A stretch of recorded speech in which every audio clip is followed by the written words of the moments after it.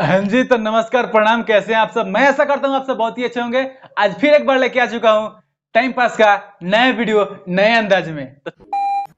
का हो पिंकी, ई तारा संगे के ह? अगला महीना में हमार शादी होखे वाला बा। का तोर शादी होखे वाला बा? तो समझा दिया अपना घर वालन के। नहीं तो जे दिन तोरा चौखट पे बारात आइल ना, ओ दिन इतना गोली चली कि तोर गांव वाला पीतल बेच के अमीर हो जाई। ई वादा बा ऋषि प्रदीप के। ई होखे वाली हमार मेहरारू हिया। एकरा मांग में सिनुर हम भरेम। एकरा मांग में तो सिनुर ते भरबे, लेकिन एकरा संग सुहाग रात हम मनाबे तोर बहिन चोदो।